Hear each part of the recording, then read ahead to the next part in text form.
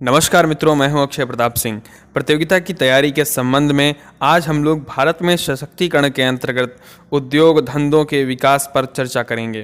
दोस्तों, इस प्रतियोगिता से संबंधित फेसबुक पेज युवा जोश को आप लोग फेसबुक पर फॉलो कर लीजिएगा, क्योंकि यहाँ पर डेली सैंपल क्वेश्चंस अपलोड हो रहे हैं। तो मैं आपको आज दिखा देता हूँ कि किस प्रकार से प्रश्न अपलोड किए जा रहे हैं। तो आप लोग स्क्रीन पर देख सकते हैं कि किस प्रकार से इनका फेसबुक पेज दिखता है, और ये इस प्रकार से कुछ महत्वपूर्ण बिंदु लगातार इस फेसबुक पेज पर अपलोड होते रहते हैं। हाल ही में इन्होंने एक सैंपल क्वेश्चन पेपर भी पोस्ट किया था, जिसमें 4-5 प्रश्न थे, तो उस पर भी हम लोग नज़र डाल लेते हैं। तो मित्रों, जो सबसे पहला प्रश्न स्क्रीन पर नज़र आ रहा है वो इस प्रकार से है कि राजीव गांधी जी के प्रयासों से 1986 में बीएसएनएल बना, इसने देश में सबसे पहले क्या दिया। तो सबसे पहली बात तो ये कि इसको बीएसएनएल से कंफ्यूज करने की आवश्यकता नहीं है। बीएसएनएल का अर्थ है विदेश संचार निगम लिमिटेड, और बीएसएनएल होता है भारत संचार निगम लिमिटेड। तो विदेश संचार निगम लिमिटेड की स्थापना हुई थी 1986 में, और इसने भारत में किस चीज़ में अपना योगदान दिया, तो उसको लेकर 4 ऑप्शन दिए गए हैं कि super computer, internet, mobile phone, computer chip, और इसका सही उत्तर होगा बी, यानी कि इंटरनेट। तो जो हमारा दूसरा प्रश्न दिख रहा है वो इस प्रकार से है कि राजीव गांधी जी के शासनकाल में शुरू हुई इग्नू के बारे में कौन सा कथन सत्य है। तो इग्नू की फुल फॉर्म है Indira Gandhi national open university. तो इसके बारे में मैंने पहले भी राजीव गांधी जी से जुड़े वीडियो बताया था, जिसका लिंक नीचे डिस्क्रिप्शन में है, आप वहां से उसे भी देख सकते हैं। और इसके लिए 4 ऑप्शन दिए गए हैं। ये एक राज्य विश्वविद्यालय है, ये दूरस्थ शिक्षा के पाठ्यक्रम चलाती है, दोनों सत्य हैं या दोनों गलत हैं।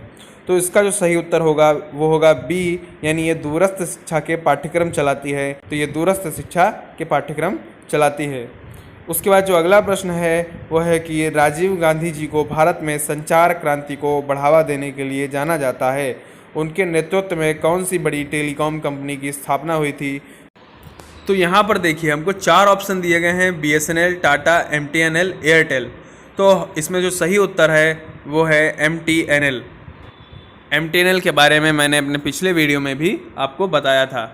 उसके बाद जो इस सैंपल पेपर में अंतिम प्रश्न दिया गया है वो राजीव गांधी जी के राजनीतिक करियर से जुड़ा हुआ है, और वो है कि राजीव गांधी जी ने अपना पहला लोकसभा चुनाव किस सीट से जीता। राजीव गांधी जी अपना पहला लोकसभा चुनाव किस सीट से जीते, और इसका 4 ऑप्शन दिए गए हैं, बेल्लारी, रायबरेली, इलाहाबाद और अमेठी।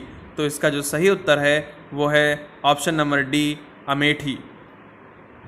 तो मुझे लगता है अब आप समझ चुके होंगे कि किस प्रकार से प्रश्न इस परीक्षा में पूछे जा सकते हैं। कहीं ना कहीं आपको कुछ चीज़ें थोड़ा सा घुमाकर, जैसे दूसरा प्रश्न आप देख सकते हैं कि राजीव गांधी जी के शासनकाल में शुरू हुई इग्नू के बारे में इनमें से कौन सा कथन सत्य है। तो वो पूछ सकते थे कि ऐसा कौन सा तब विश्वविद्यालय शुरू हुआ, या वो पूछ सकते थे कि इग्नू की स्थापना किस सन में हुई, लेकिन उन्होंने इस प्रश्न को थोड़ा सा बदल कर पूछा है। तो इसी प्रकार से आप लोग अध्ययन करते समय ध्यान रखेंगे। तो अब हम लोग नज़र डाल लेते हैं भारत में औद्योगिक विकास से जुड़े, उद्योग धंधों के विकास से जुड़े कुछ महत्वपूर्ण प्रश्नों पर। तो जो हमारा आज का पहला प्रश्न है वो है कि भारत की प्रथम औद्योगिक नीति की घोषणा कब की गई। तो भारत की प्रथम औद्योगिक नीति की घोषणा हुई थी 6 अप्रैल 1948 को। 6 अप्रैल 1948 को। मित्रों, औद्योगिक नीति के अंतर्गत सरकार ऐसी कुछ नीतियाँ, ऐसे कुछ नियम निर्धारित करती है कि किस प्रकार से भारत में उद्योगों का विकास होगा। उसके बाद जो दूसरी औद्योगिक नीति की घोषणा हुई थी, तो उसको लेकर हमारा दूसरा प्रश्न बन सकता है कि दूसरी औद्योगिक नीति की घोषणा कब हुई थी। तो ये हुई थी 30 अप्रैल 1956 को। 30 अप्रैल 1956 को। उसके बाद जो हमारा तीसरा प्रश्न है वो इस प्रकार से है कि वर्ष 1959 में जर्मनी की सहायता से स्थापित लौह इस्पात संयंत्र कहाँ स्थित है। तो ये स्थित है राउरकेला में। राउरकेला में 1959 में जर्मनी की सहायता से स्थापित लौह इस्पात संयंत्र स्थित है।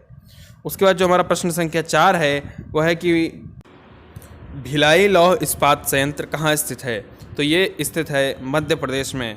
तो जो हमारा अगला प्रश्न संख्या 5 है वो इस प्रकार से है कि भारत में सूचना एवं प्रौद्योगिकी उद्योग की स्थापना का श्रेय किसे जाता है।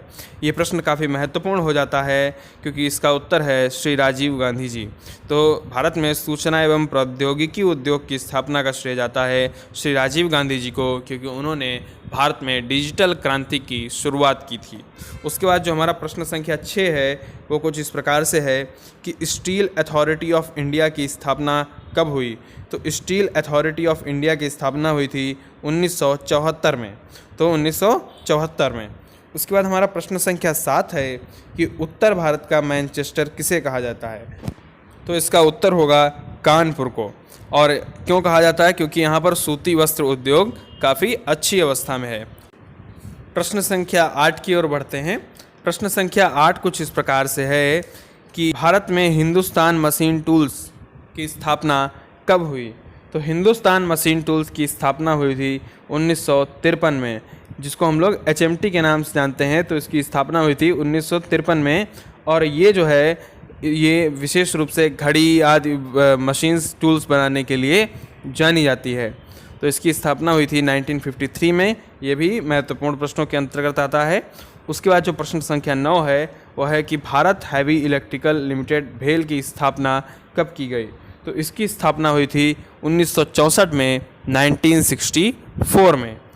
तो जो आज का हमारा अंतिम प्रश्न है वो है कि भारत में औद्योगिकरण को बढ़ाने के लिए उदार आर्थिक नीतियों की घोषणा कब की गई।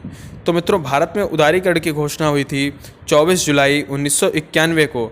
24 जुलाई 1991 को 1991 में, जब तत्कालीन वित्त मंत्री मनमोहन सिंह जी ने बजट पेश किया था। तो आशा है ये वीडियो आपको पसंद आया होगा और उपयोगी लगा होगा। तो मेरे चैनल को सब्सक्राइब कर लीजिए और बेल आइकन दबा दें, क्योंकि मैं लगातार इस प्रतियोगिता की तैयारी से संबंधित वीडियोस लाता रहता हूं। वीडियो देखने के लिए आपका बहुत बहुत धन्यवाद। आपका दिन शुभ हो।